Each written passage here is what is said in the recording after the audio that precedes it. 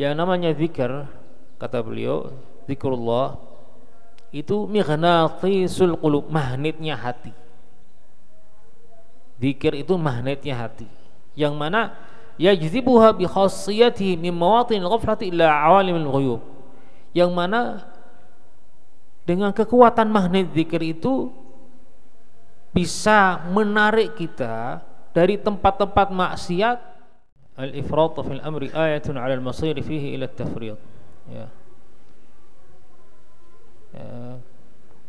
Kita sudah menjelaskan arti al-ifrat dan tafriq, yaitu dua sisi yang berbeda ya.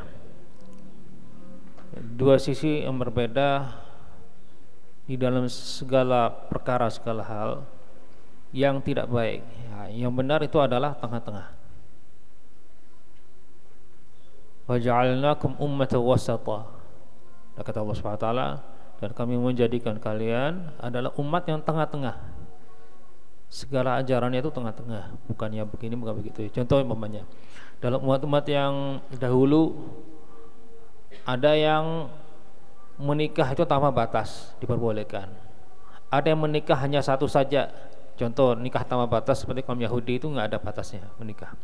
Itu adalah agama mereka. Kaum Nasrani hanya boleh menikah hanya satu saja.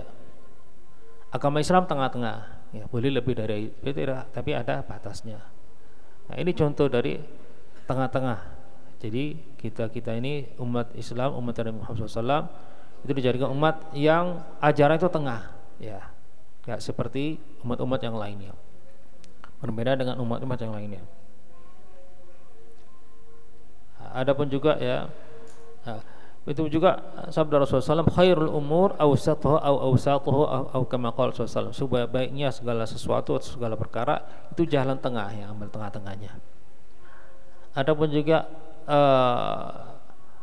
bait syair ya, yang mana di bait syair ini di antara yang disampaikan oleh si syair ini, kila tarafai, apa istilahnya, zamimu, lupa.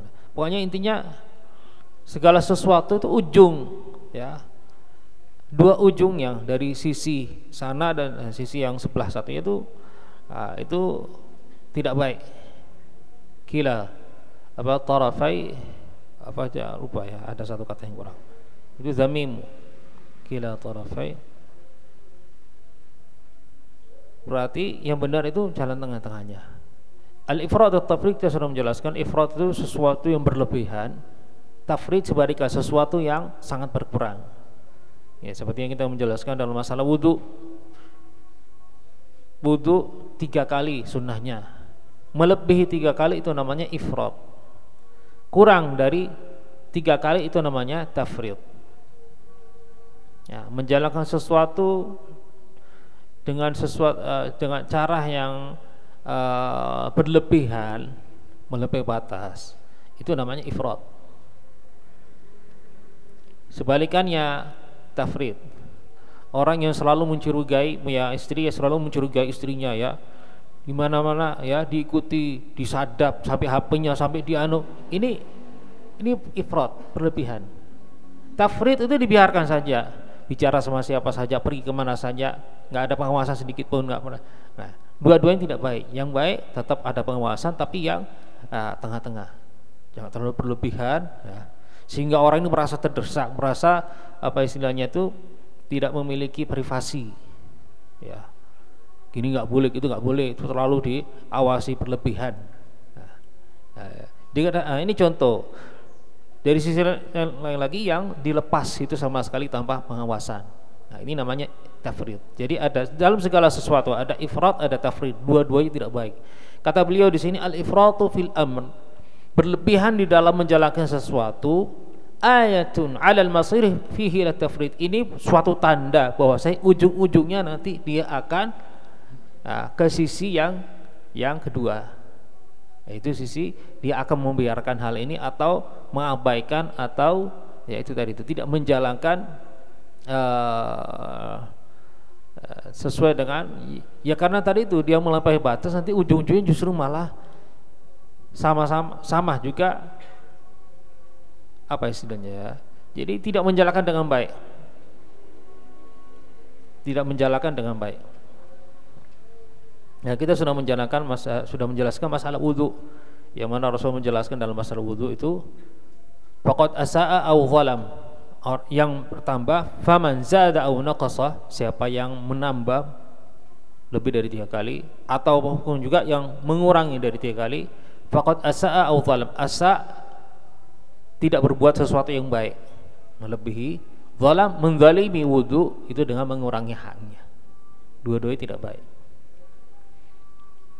Maka al-ifrat fil amri ayatun 'alal masir fi ila tafrid. Ya, yang namanya ifrat ini berlebihan, kata beliau, ujung-ujungnya nanti intinya sama dengan yang sisi yang satunya, lawannya itu adalah yang sama sekali tidak menjalalkan atau mengabaikan. Itu. Jadi dua-dua ini tidak baik. Ambillah tengah-tengahnya. Faqala.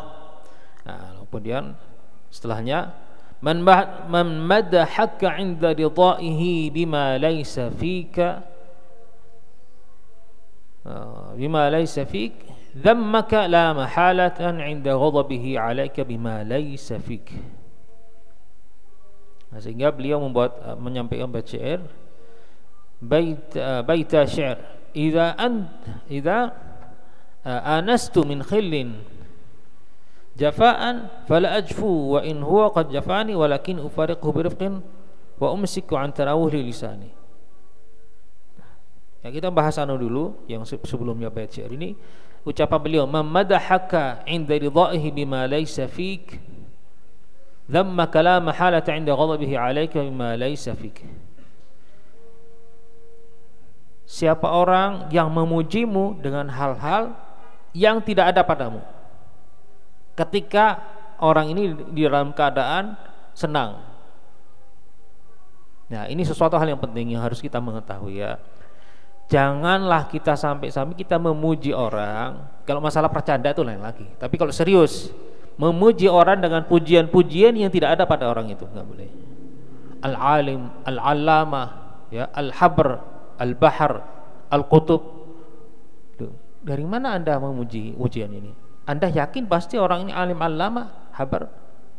Ini kata-kata yang enteng, yang mudah di lisan kita, masyarakat kita, khususnya apalagi ya yang di kalangan santri. Mudah memuji orang dengan pujian para aulia.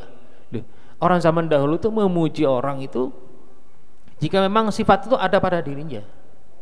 Jadi kalau kita lihat terjemah manaqib dalam kitab al-alim, al-allam, al-fahamah, al-muhaddits, al-mudaqqiq, ya. Ini kata-kata ini memang ada pada mereka. Jadi orang-orang zaman dahulu tidak memuji orang dengan pujian-pujian yang tidak ada. Sekarang mudah orang, ada seorang wali, karena dia cinta sama orang wali dibilang kutub. Bukan semua orang wali itu kutub. Ya, jangan seenaknya ngecap orang itu kutub, seorang wali kutub. Ya, kita yakin ini seorang wali, keramat dan seterusnya. Tapi bukan semua orang wali itu kutub. Maka jangan mengatakan kutub itu dari mana Anda mengutuk-ngutupkan itu. Gitu. Atau mewali-walikan orang, ya, tanpa. Ini ada suatu cerita. Ada Al-Habib Idrus almarhum Al-Habib Idrus bin Husain Al-Haddad. Mungkin ada yang pernah tahu. Kakaknya Habib Abdul Qadir bin Al-Haddad Tanjung. Ayah beliau kan Habib Husain bin Muhammad bin Tahir Al-Haddad, seorang wali besar. Sesuatu saat ketika Al-Habib Idrus itu ketika mondok, kirim surat kepada ayahnya dengan memuji Al-Arif Billah. Di antara pujian-pujian Al-Arif Billah. Begitu pulang dari pondok ditanya sama ayahnya, sama abahnya Habib Husain, Anda dari mana tahu kalau saya ini Arif Billah, dari mana? Saking tawaduknya. Anda bertanggung jawab di hadapan Allah Subhanahu wa taala. Memuji orang kan jangan asal-asalan memuji orang. Nah, ini tarbiyah, pendidikan, mendidik orang yang memuji orang seenaknya. Sekarang ya, untuk menghormati orang dipanggil Pak Ustadz. Padahal nggak bisa ngaji, tidak bisa dibilang Ustadz. Sering Al-Faqih sering menegur ada orang, kenapa dipanggil Ustadz? Untuk menghormati. Jangan, kalau bukan Ustadz jangan dipanggil Ustadz. Ya, karena Ustadz ya pengajar TPQ dan seterusnya dipanggil Kiai. Nah, jangan. Kalau bukan sifat ini bukan pada orang, jangan disebut. Karena apa? Ini satu contoh ya, atau contoh sisi efek ya, efeknya atau buruknya. Ketika kita memuji orang sebagai ustadz, sebagai seorang wali, sebagai kiai, orang ini nanti merasa dia percaya diri. Jika ada orang lain yang datang bertanya pertanyaan masalah hukum syariat, dia berfatwa. Karena apa? Anda memberi dukungan, ya, ngecap dia sebagai, memberi gelar dia sebagai ustadz, sebagai kiai. Yang bertanggung jawab siapa? Orang yang memuji tadi itu. Anda ikut andil di dalam apa? Dosa orang tadi itu berfatwa tanpa ilmu. Karena apa? Dia merasa diri alim. Kenapa dia merasa diri alim? Karena dipuji sama orang-orang lain, dibilang ustadz, dibilang kiai, akhirnya percaya diri. Nah, ini salah satu contohnya. Maka janganlah memuji orang dengan sifat yang tidak pada orang itu. Ya. Kata beliau, rahimahullah min al-Haddad, "Mamadahaka 'inda ridha'ihi." Siapa orang yang memujimu di dalam keadaan dia di dalam keadaan dia itu senang, ya, dengan sifat-sifat yang tidak ada padamu, maka ketahuilah, kata beliau Haddad, "Dhammaka la mahalata 'inda ghadabihi." Nanti ketika dia tuh marah, emosi, dia akan mengata-ngataimu, ya, dia akan mensifatmu dengan sifat-sifat yang tidak ada padamu. Nah, janganlah tertipu dengan orang yang memujimu dengan puji-pujian yang tidak ada padamu. Sewaktu-waktu dia marah, dia akan menjelek-jelekmu, seperti yang mana waktu dia tuh senang, ya, dia mengangkatmu, ya, sampai masya Allah dijadikan seperti malaikat. Nanti ketika dia marah, dia akan merendahmu, ya, dijadikan seperti setan, malah dijelekkan, direndahkan serendah-rendahnya. Nah, karena apa? Orang yang semacam ini, dia ketika dia senang dia memuji, tapi ketika dia marah dia akan mencaci maki, menghina dan seterusnya. Maka janganlah percaya dengan pujian yang semacam ini. Dan itu pun juga ada apa istilahnya, sesuatu yang disampaikan di sini, bahwasanya janganlah memuji orang dengan sifat yang tidak ada padanya. Itu. Hari ini umum di tengah masyarakat kita banyak. Nah, karena hanya bisa meminta tahlil saja atau bisa baca yasin saja dibilang ustadz. Nggak boleh itu. Ya. Kalau memang ngajar guru tipiki, ngajar alif ba, ngajar apa saja, ikro aja, nggak apa-apa dibilang ustadz. Tapi kalau enggak sama sekali jangan dibilang ustadz. Gitu.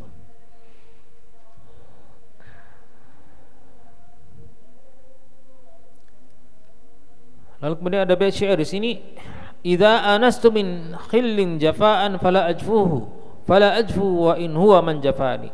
Jika saya merasa min khillin, dari al-khil itu al-khalil. Khalil itu teman dekat, sahabat, ya, teman atau sahabat, ya. Seperti Sayyidina Ibrahim dikenal dengan Khalilullah. Khalil minal khillah, dari kata-kata khillah. Idza anastu min khillin jafaan, jika saya merasa dari salah satu sahabatku, temanku atau orang yang dekat dengan saya, jafa itu kayak ada orang ini kayak menjauh dengan saya, ya. Orang ini yang orang yang dekat dengan kita ini kok sikapnya berbeda, tidak seperti biasanya, ya. Ada sesuatu yang berubah, ya, pada diri orang yang kita mengenal beliau itu nggak seperti gini, kok berubah, kenapa?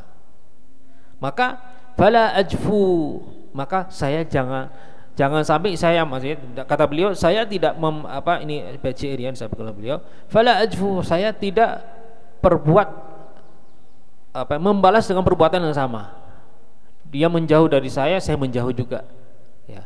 Dia kurang menghormati saya atau tidak menghormati saya juga kurang menghormati dia, atau saya tidak menghormatinya. Tidak, fala ajfu, saya tidak, ya, membalas perbuatan dengan perbuatan sama. Wa in huwa qad jafani, walaupun orang itu telah menjauh dariku, atau sifatnya atau perilakunya sudah, ya, berbeda dari dulunya, saya tetap tidak berubah, ya, tidak membalas dengan sikap atau perilaku yang sama.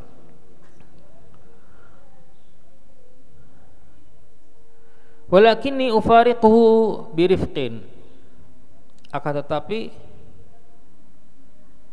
ya, kalau di sini kalau memang mungkin kalau merasa orang ini sudah nggak bisa, mungkin nggak bisa berteman dengannya dan seterusnya ya.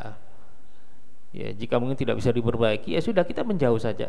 Ya, kita menjauh baik-baik saja ya, tanpa kita mencaci maki, menghina, memusuhi dan seterusnya. Walakin ufariquhu, saya menjauhnya birifqin, dengan cara yang halus ya.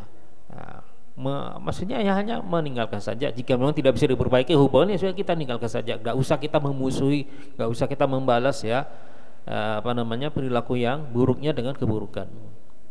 Wa umsiku an tanawulihi lisani, dan saya menjaga lisanku, saya menahan lisanku, lidahku, jangan sampai saya mencaci makinya, menghinanya atau merasani dan seterusnya, atau membalas keburukannya, kejelekannya dengan kata-kata yang tidak layak, tidak pantas.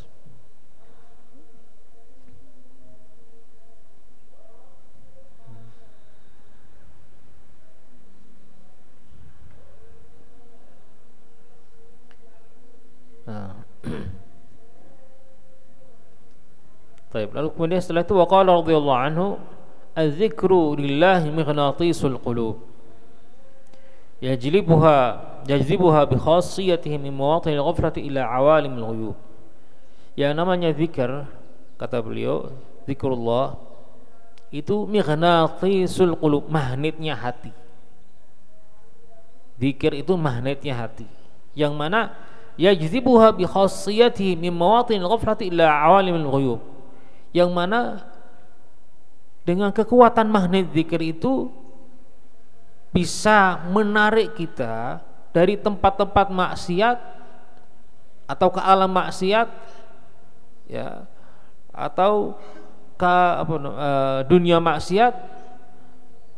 Kita bisa ditarik, dibawa ke ya, ila awalimil ghuyub ya, ke dalam suasana zikir ya, suasana mengenal Allah Subhanahu wa taala, suasana kembali kepada taubat, istighfar ya, kembali kepada Allah Subhanahu wa taala dengan berkat az-zikir. Maka oleh karena itu faedahnya orang memiliki tasbih ya, subha. Subha ya. Sebab kenapa namanya subha? Karena digunakan untuk tasbih atau zikir. Sekarang banyak ya, elektronik ya, sama. Makanya intinya sama. Tujuannya apa? Untuk berzikir.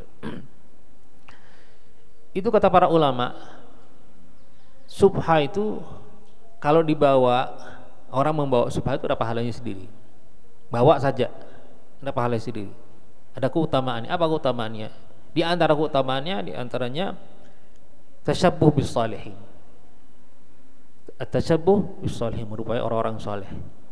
Orang saleh suka bawa tasbih. Kita walaupun nggak pakai, kita seandainya ya, kita bawa saja, ini sudah ada keutamaannya. Selain itu, mengingatkan kita dengan zikir dengan Allah Subhanahu wa taala. Nah, memegang tasbih, membawa tasbih itu mengingatkan kita dengan Allah Subhanahu wa taala.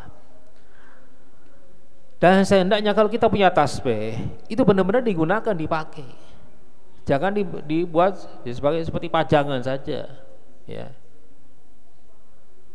Al-Habib Salim Syatiri ya, guru kami hafizallahu taala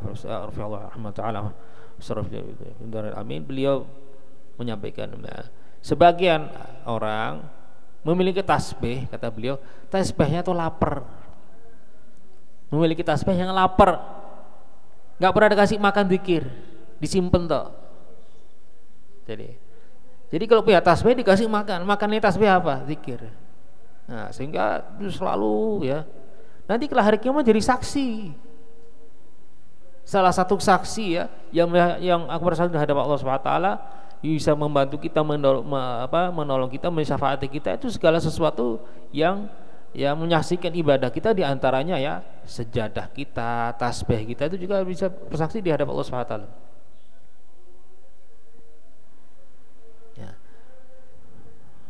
Maka di sini dijelaskan zikir itu sesuatu magnetnya hati. yang bisa mengingatkan ya kita ya dari dunia kegelapan, dunia maksiat, dunia jauh dari Allah SWT, itu menarik kita, mendekatkan kita, dikembalikan ke jalur Allah Subhanahu wa taala berkat zikir tadi itu. Tapi zikir sebenarnya nggak cukup ya. Nah, banyak orang sekarang kalau majelis zikir banyak, tapi kalau majelis taklim sedikit. Nah, majelis zikir itu baik, tapi tidak bisa dibandingkan dengan majelis taklim. Nah, majelis taklim jauh lebih banyak manfaatnya, banyak ilmunya. Oleh karena itu, kenapa sekarang banyak orang hadis majelis zikir, kalau majelis taklim sedikit? Ini termasuk salah satu godaan setan. Setan itu kalau tidak bisa membuat orang maksiat, maka paling tidak dia walaupun berbuat taat, tapi berbuat taat yang nilainya itu sedikit, pahalanya, manfaatnya itu sedikit, dibandingkan maksudnya sesuatu yang jauh lebih besar. Majelis taklim itu pahalanya besar, faidahnya besar, ya, manfaatnya besar. Nah, orang ini nggak bisa dialihkan untuk maksiat, ya sudah dialihkan ke majelis taat, tapi majelis zikir, jangan majelis taklim. Makanya kalau majelis maulid, ya, majelis ya, zikir, hadroh, majelis apa ya, manakipan itu banyak. Tapi kalau majelis taklim hadir sedikit itu. Karena banyak orang tidak mengetahui keutamaan majelis taklim ya.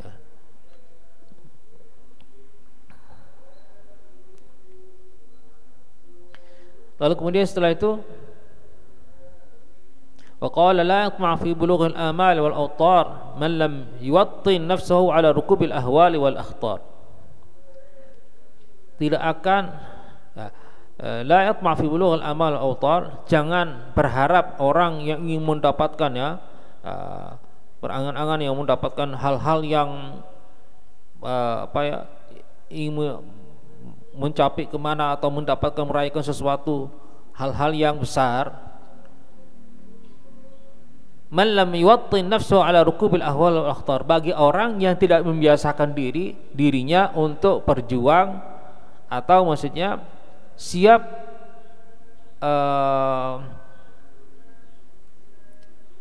siap berjuang sepenuh tenaganya ya, atau siap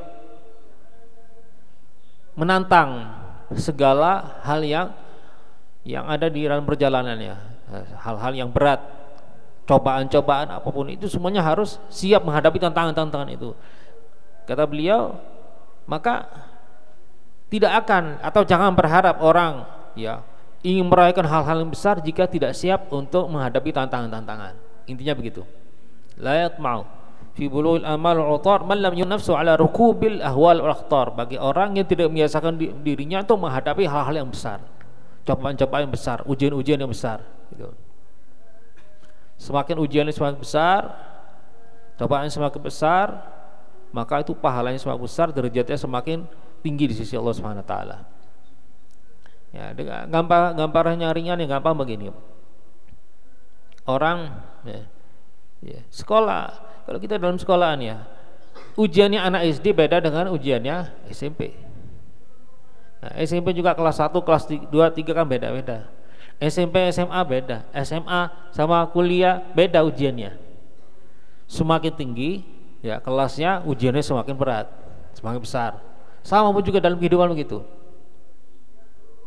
Nah, petinju ya, petinju hanya lawannya ya yang lebih lemah dari dia.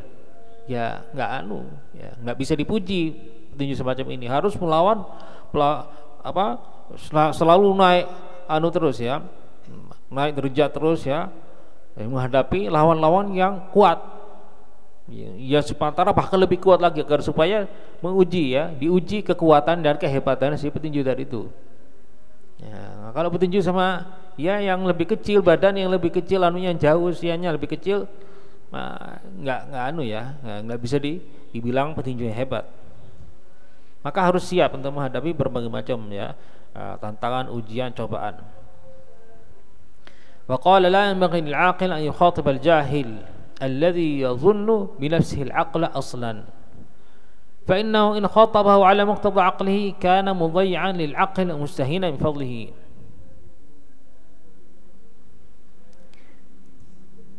وإن خاطبه بحسب جهله كان متشبها به ومعدودا مثله. Ya. Kata beliau, la yanbaghi lil aqil, ya,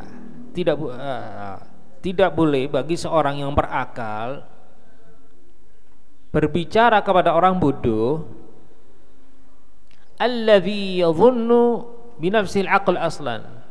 Jadi berbicara kepada orang yang bodoh menganggap dirinya pintar, sok pintar. Nah, seperti orang bahas ya, enggak masalah nasab, masalah apa, merasa dirinya sok pintar.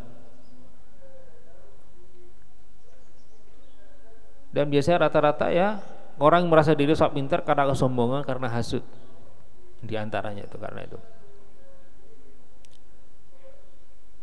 Yang mana kata beliau percuma bicara dengan orang yang semacam ini, percuma berdebat dengan orang yang semacam ini, percuma ingin membuktikan sesuatu, ingin memastikan, ingin menjelaskan sesuatu bagi orang yang memang dasarnya begitu.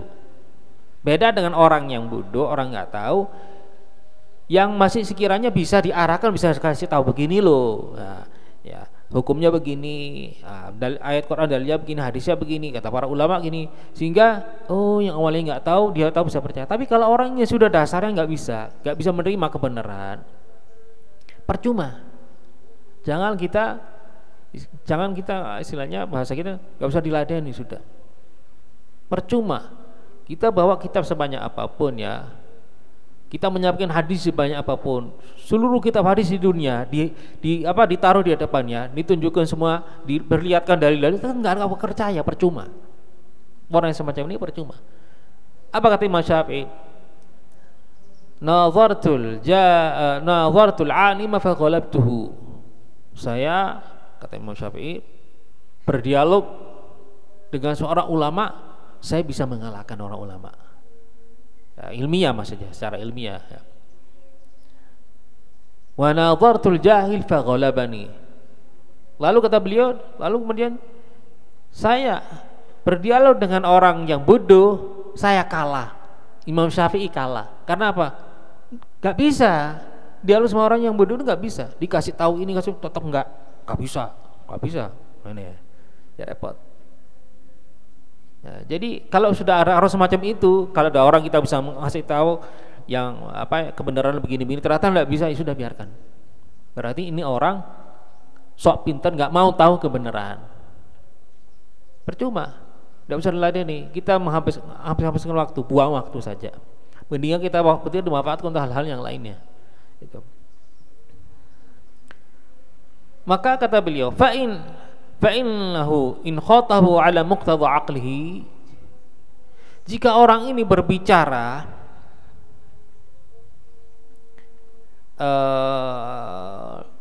ala muqtada aqlihi kana mudayyi'an al-aql mustahinan fadlihi. Kalau dia berbicara dengan ilmu yang dia memiliki, seorang ulama ini atau orang berilmu ini berbicara, berdialog dengan seorang bodoh dengan ilmu yang dia memiliki, dengan akal yang dia memiliki, kata Imam Syafi'i, kata Habibullah Haddad, kana mudayyi'an lil aql, maka dia akan mensia-siakan ilmu yang dia punya, mensia-siakan watak atau akal yang dia punya, wa mustahina bi fadlihi, dan seolah-olah dia meremehkan ya ilmu dan akal yang dia memiliki. Kalau seandainya wa in khatabahu bihasabi jahli, kalau berbicara dengan kebodohannya orang itu, maksudnya ya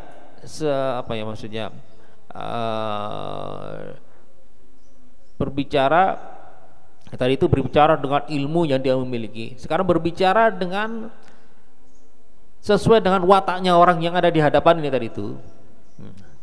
Orang yang mokong yang ada di hadapan ini, yang sok marah, dia sok pintar, maka kata Habib Haddad, wa in khatahu bihasabi jahlihi kana mutashabbihan bihi ma'dudan mithlahu, maka dianggap ya sama seperti orang bodoh ini, turun derajatnya jadi bodoh ya, merupakan orang yang bodoh ini dia dianggap seperti orang bodoh. Qala Allah Ta'ala khudhil afwa wa'mur bil 'urfi wa a'rid 'anil jahilin. Ini terakhir dimaksud di sini ya, disuruh selalu maaf, wa'mur bil 'urf, ma'ruf. Lalu kemudian terakhir di sini wa'arid 'anil jahil, jika ada orang bodoh tinggalkan saja. Ya, orang bodoh yang maksudnya itu tadi itu, yang tidak bisa diberi pengetahuan, Tapi kalau orang bodoh yang masih bisa diberi pengetahuan, dia diberi pengetahuan. Harus kita memberi pengetahuan pada orang semacam itu.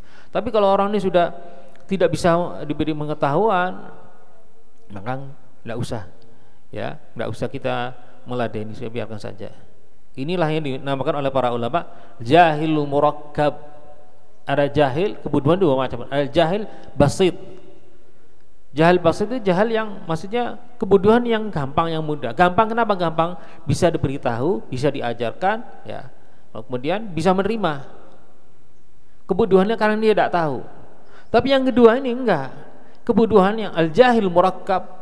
Murakkab apa artinya murakkab? Double. Jadi kebodohannya double. Kenapa double? Dia sudah bodoh, merasa diri sok pinter. Merasa diri sok pinter, sok apa benar. Nah, nggak mau ya diarahkan, nggak mau dibenarkan, nggak mau ya diberi tahu, nggak mau tahu itu. Nah, ini yang repot.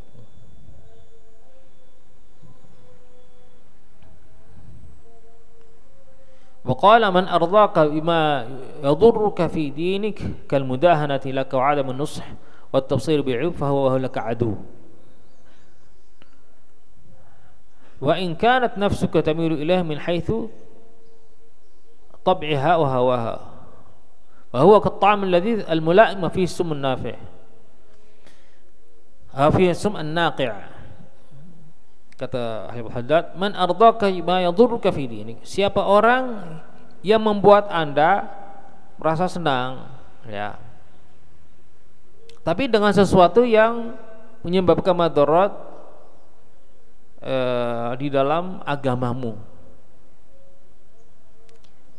Seperti apa? Dijelaskan kal mudahanati lak wa 'adam an-nush wa tafsir bi'u. Seperti al-mudahana. Mudahana itu ketika lihat kita salah, kita melakukan sesuatu yang dosa, dia pura-pura dia enggak lihat, biasa aja. Jadi tidak menegur kita, tidak mengingatkan kita ya, tidak memberitahu kepada kita. Itu namanya mudahana. Wa 'adam an-nush, tidak memberi nasihat kepada kita. Kita salah enggak salah dibiarkan saja. Berbuat baik, berbuat yang tidak baik, biasa saja. Wa tafsir bil uyub, kita memiliki sifat-sifat yang buruk, yang tidak baik, dan dia tahu, dibiarkan saja. Nah, ini kata beliau pertama, ardaka bima yadurruk, menyenangkan kau, ya, menyenangkan Anda dengan sesuatu yang ada madarat. Bagaimana menyenangkan maksudnya? Nggak mau menyakiti hati kita, nggak mau membuat kita ini tersinggung. Jadi lihat kita salah dibiarkan. Nah, ini dari sisi seolah-olah tidak membuat kita tersinggung, tidak membuat kita sakit hati dan seterusnya. Tapi dari sisi yang lagi, madarat ini dibiarkan. Nah, yang di dalam atau menyampaikan nasihat ini, seandainya teman kita sakit hati nggak apa-apa. Jika kita semua sudah menyampaikan apa adanya dengan cara yang sehalus mungkin, ya, semudah dengan akhlak, tapi tetap dia sakit hati dengan kita, tersinggung, ya ada urusannya dia sendiri. Kita sudah menyampaikan, ya. Nah, yang penting itu tadi madarat tadi itu harus disampaikan. Ini enggak, kata Habib Haddad, jika ada seorang yang menyenangkan Anda dengan sesuatu yang ada madaratnya di dalam agamamu. Seperti apa itu? Al-mudahana. Mudahana itu tidak melihat kita berbuat sesuatu maksiat, sesuatu kesalahan, tidak dinasihati, ada aibnya tidak diberitahu, maka kata beliau, fahuwa laka adu. Itu hakikatnya adalah musuh, bukan teman. Kalau memang benar-benar teman, dia akan menasihati kita, dia akan menyadarkan kita, dia akan mengingatkan kita. Itu memang benar-benar teman.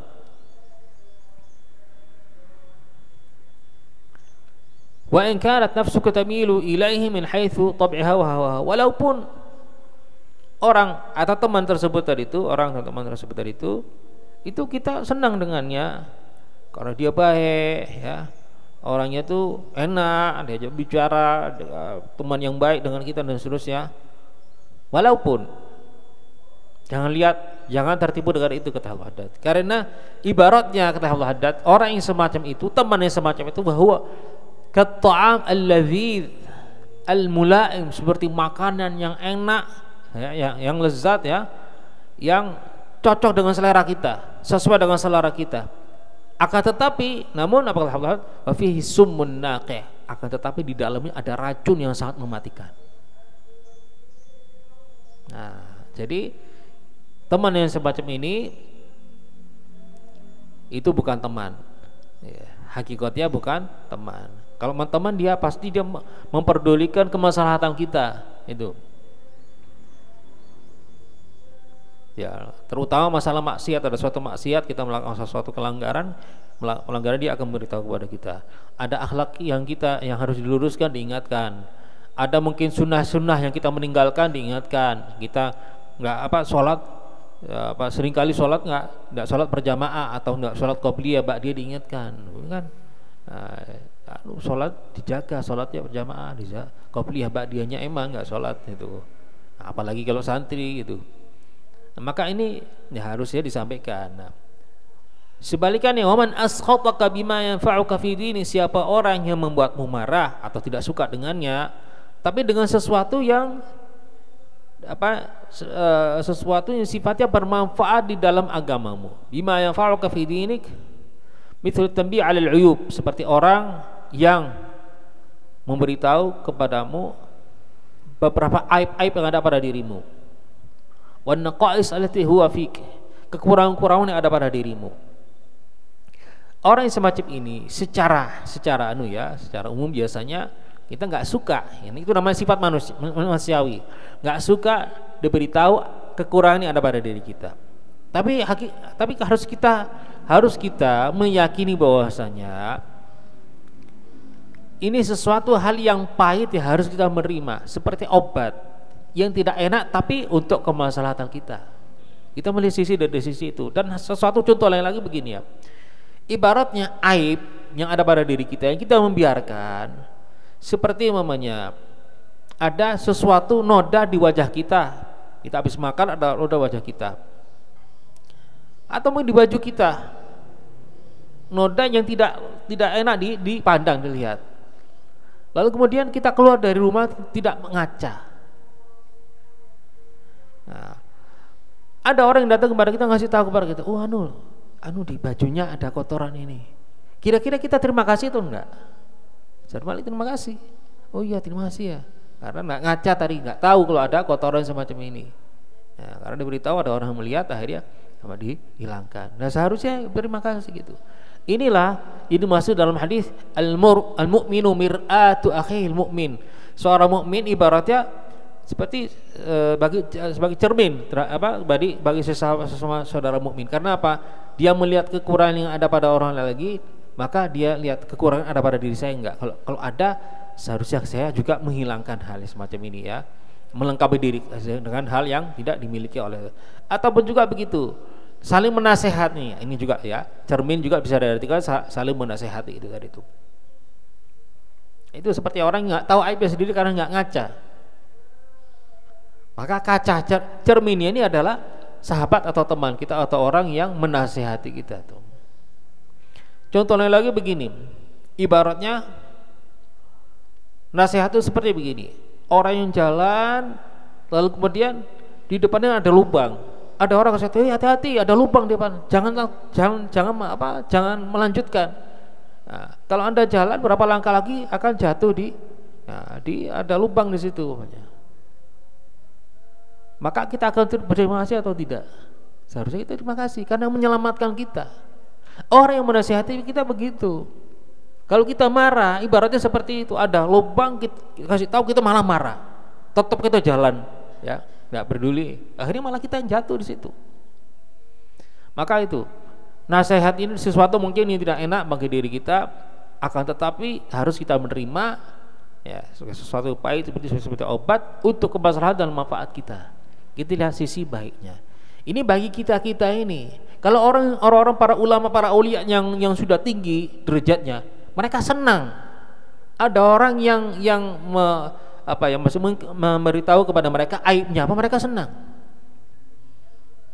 Siapa dari para habaib itu? Habib al-Habsyi udah salah. Yang mengatakan, saya berapa puluh tahun ada di sini, belum ada seorang yang datang mengetok pintu saya, Habib, antum ada aibnya ini, ada kekurangan ini. Berharap kepingin ada orang yang datang memberitahu aibnya ini, aibnya. Supaya apa? Agar supaya beliau semakin meningkatkan ya, atau memperbaiki dirinya. Kalau tidak ada orang mengoreksi kita, tidak ada orang menyalahkan kita, kita tidak akan berkembang. Kita ini tidak akan amalan kita, akhlak kita tidak akan berubah, tidak akan meningkat. Nah, maka sisi baiknya itu dengan adanya yang mengoreksi kita, yang memberitahu kepada kita apa kekurangannya, apa aibnya kita menerima, kita menghilangkan, mengubah sifat-sifat yang buruk ya, atau hal perbuatan yang buruk, dan meningkatkan dengan hal yang lebih baik lagi.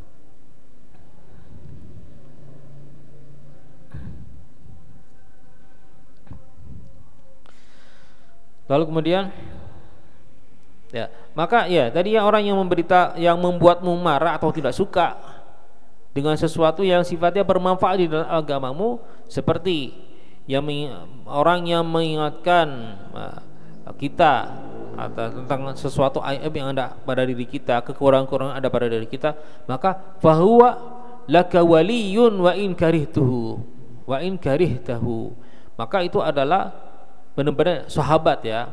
Wali maksud sini sahabat. Sahabat atau ya maksudnya orang yang mendukung kita atau yang berhubungan baik dengan kita.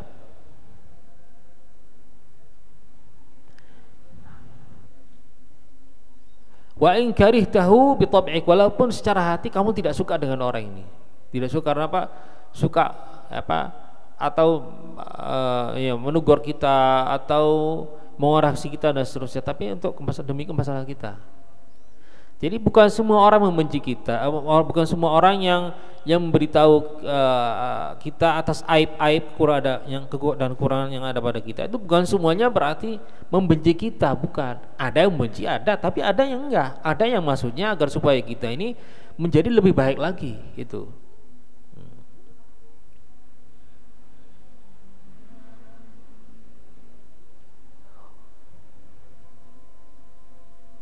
Nah, sehingga ada yang mengatakan orang yang menasihatimu itu berarti orang yang mencintaimu atau orang yang peduli denganmu.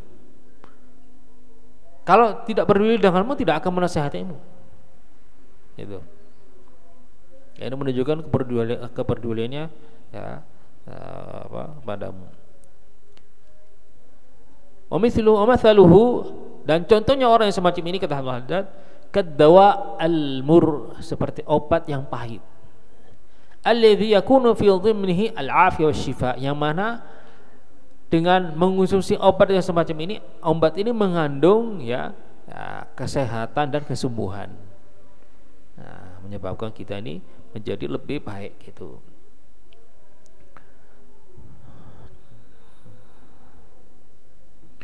Waqala man ahabba an yadhkurahu an-nas wa yusnu alayhi bi syai' min al-kamal wa huwa ya'lamu min nafsihi khilafahu wa kariha an yadhummuhu bi amrin ya'lamu min nafsihi intiwa'ahu alayhi hatta yasir yafrah wa yamil ila man yamdahuhu wa yanfir wa yakrah man yadhummuhu faqad 'azamat hamaqatuhu wa tammat ghawatuhu.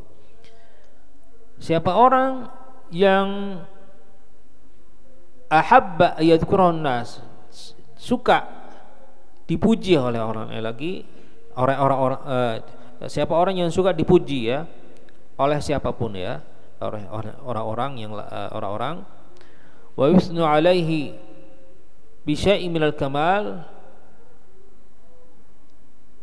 yadhkurun nas maksudnya disebut dengan hal-hal yang baik, wa yusnu alaihi, dipuji dengan hal-hal yang sifatnya kesempurnaan, wa huwa ya'lamu min nafsi khilafahu, sedangkan dia tahu bahwasanya dia tidak memiliki sifat-sifat ya yang ada pada puji-pujian tersebut itu. Dipuji bahwasanya beliau ini ahli istiqomah, padahal dia tahu dirinya bukan ahli istiqomah.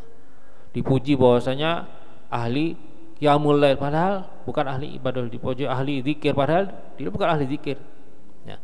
Dan merasa senang dengan pujian itu. wa kariha ayadhummuhu bi amrin ya'lamu min nafsin tawa'ahun alaihi, dan dari sisi yang lagi tidak suka dijelek-jelekan oleh orang lain, bi amrin dengan sesuatu atau perkara yang ya'lamu min nafsi tawa'ahu alaihi, yang mengetahui bahwasanya dia memang memiliki sifat buruk tadi itu atau melakukan perbuatan buruk tadi. Tapi kalau dihina sama orang atau dijelek-jelekan dengan perbuatan buruk itu nggak suka, padahal dia sendiri melakukan perbuatan seperti ini. Sehingga hatta yasir yafrah wa yamil ila ma yamdahu, sehingga dia tuh senang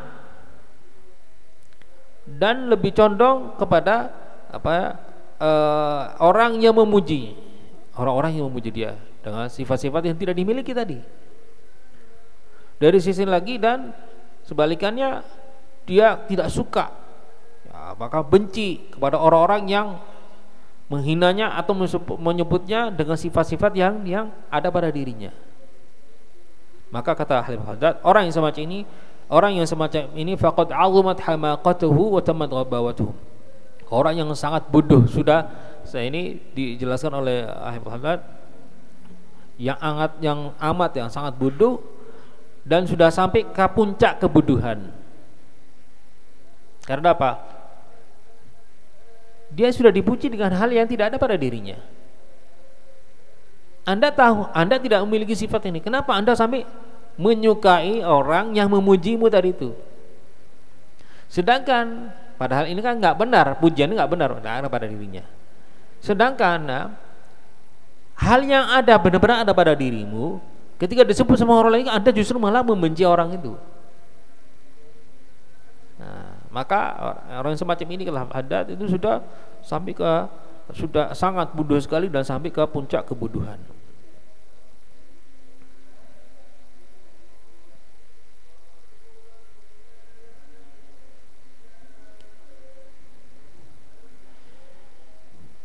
Sebenarnya ada tingkatan lain lagi di atas ini, yaitu adalah orang-orang yang mungkin ya dia tuh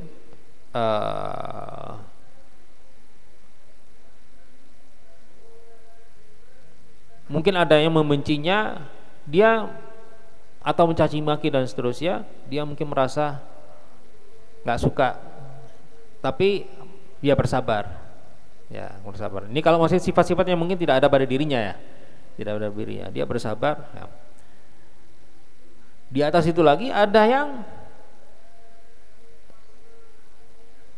menganggap semuanya sama, pujian. Nah, ini lebih level paling tinggi ya, orang kesalihannya seorang itu yang tinggi, sehingga dia tidak apa istilahnya, tidak ada bedanya.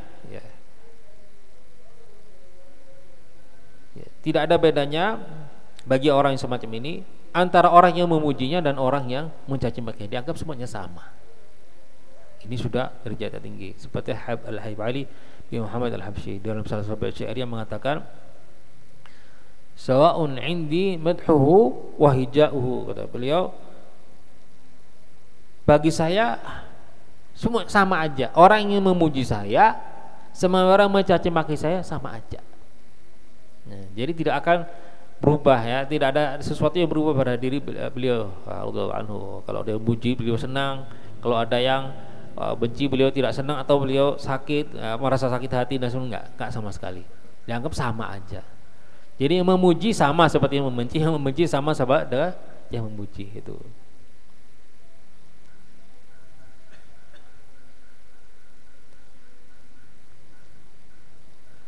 وقال الإيمان شجرة ثابتة في أرض القلب والاعتقادات والمعارف الإيمانية بمنزلة الأصول والعروق لتلك الشجرة والأخلاق المحمودة والأعمال الصالحة بمنزلة الفروع والوصول لها. Beliau mengabarkan keimanan itu ibaratnya seperti pohon thabitatun fi ardhil qalb, seperti pohon yang tertanam ya, tertancap atau tertanam di ardhil qalb. Qalb, hati itu dia gambarkan seperti tanah. Ya, jadi iman itu, keimanan digambarkan seperti pohon yang tumbuh di hati, ya, dalam hati. Sedangkan wal i'tiqadat al ma'arif, keyakinan dan kepercayaan pengetahuan kita tentang Allah Subhanahu wa taala ini semuanya al ma'arif al imaniyah, yang ma'rifat, pengetahuan tentang Allah Subhanahu wa taala, tentang hal-hal berkaitan dengan Allah Subhanahu wa taala, ya, yang kita diajarkan dalam ilmu tauhid ini semuanya yang berkaitan dengan keimanan. Bimanzilatil usul wal uruq litilka syajarah, itu ibaratnya akar-akar dari pohon keimanan yang ada dalam hati kita. Sedangkan wal akhlaqul mahmudah wal a'malus salihah, sedangkan akhlak-akhlak yang mulia dan amal-amal yang saleh yang kita mengamalkan itu bimanzilatil furu'i wal ghusuni laha, ibaratnya seperti batang-batang, ya, dari pohon tersebut tadi itu.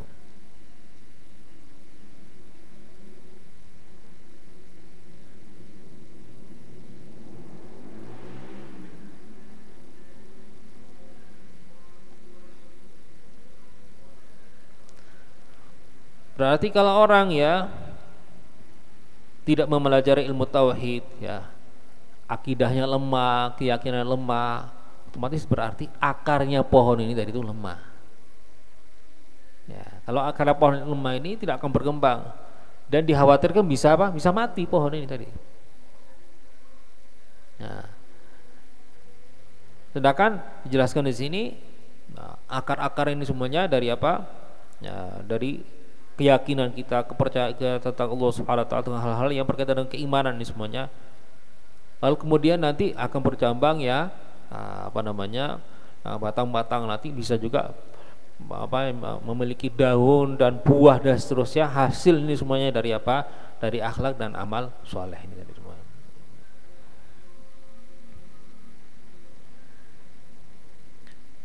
Lalu kemudian ini masih melanjutkan ini tadi itu. Wa mithalul maut, dan gambarannya kematian digambarkan oleh beliau. Wa ma ya'rudu indahum minal fitan, dan apa yang dihadapi, ya, di saat kematian atau menjelang kematian dari fitnah-fitnah. Wa yahsulu biwasati min syiddatil alam, dan apa yang dirasakan oleh kesakitan bagi orang yang, ya, ingin dicabut ruhnya. Itu kata para ulama, kalau orang dicabut rohnya itu setiap titik dari tubuhnya itu merasakan sakit yang luar biasa. Seperti digambarkan seperti apa? Seperti kalau kita lihat senar buat mancing itu, ya. Itu senar itu setiap titik di dalam tubuh kita itu dipanjamkan senar itu, lalu kemudian dicabut, ditarik dalam satu waktu. Kira-kira kita bayangkan saja sakitnya bagaimana. Nah, itu katanya kalau ruh dicabut begitu. Di sini dijelaskan bahwasanya dan fitnah yang dihadapi oleh seorang di saat menjelang kematian, dan begitu rasa sakit yang dihadapi, ya, ini yang dirasakan ketika kasail qawi alladhi yajri ala usuli hadhihi syajarah, seperti banjir yang keras, yang banjir besar keras yang pasti akan menghantam usul hadis syajarah, menghantam akar-akar pohon dari itu. Ar-rih al-muza'zi'ah allati tuharrik furu'aha, atau digambarkan juga, bisa digambarkan juga dengan angin yang keras, angin badai keras yang akan menggerak-gerakkan, ya, batang-batang pohon tadi itu. Wa tamilu bina biha yaminan wa shimalan, dan akan bergerak, ya, pohon ini kanan dan kiri, ya, sesuai dengan angin, ya, dengan gerakan angin tadi. Maka intinya, fa in lam takun hadhi syajaratus syarifah hiya nihayatul quwwah, kalau bukan pohon, ya, yang mulia tadi itu, pohon yang agung dan pohon keimanan ini tidak memiliki kekuatan, tidak benar-benar kuat, kokoh kekar benar-benar. Dan wanumu juga tumbuhnya tuh nggak besar, kecil. Warusuh juga ya maksudnya benar-benar mencap benar-benar ya, akarnya benar-benar kuat ya. Furu'an wa usulan ya, maksudnya atas bawah ini semuanya akar kuat semuanya. Maka na'udzubillah khifa 'alaiha al-inqila' fi dzalikal waqt, dikhawatirkan pohon ini akan, istilah bahasa kita, jebol. Nah, bisa tercabut dari akarnya, kena banjiran ya, hantaman banjir begitu keras, angin badai ya begitu keras ya, dikhawatirkan ini ya, pohonnya akan tumbang. Maka di sini beliau mengatakan bahwasanya apa? Perkuatkanlah iman kita, pohon iman kita dengan apa? Nah, dengan meningkatkan keyakinan kita ya, keimanan kita. Ini semuanya harus kita memperkuatkan. Nah, pengetahuan kita tentang Allah Subhanahu wa taala, tauhid kita itu diperkuatkan, akidah kita benar-benar diperkuatkan. Ditambah lagi plus ya akhlak ya, diperbaiki akhlak kita, ditinggal akhlak kita, plus amal-amal soleh kita, agar supaya pohon ini kuat, sehingga kena badai sekeras apapun, kena banjir sekeras apapun ya, tidak akan tumbang, tidak akan jatuh, tidak akan hancur, rusak. Nah, insyaallah sudah cukup. Allah Subhanahu wa taala. Oh ini sedikit terakhir ini, min ajli dzalika, oleh karena itu ishtadda khauful akabir min su'il khatim. Oleh karena itu orang-orang para aulia yang besar-besar, orang-orang soleh-soleh yang hebat, para solehin, mereka sangat takut, sangat khawatir dengan yang namanya su'ul khatimah. Takut ini pohon ini akarnya kurang kuat. Nah, ini semuanya takutnya nanti ya bisa tumbang tadi. Wazi'al qalbu 'indal maut, dan dikhawatirkan ketika di saat kematian ini semuanya akan menghilang.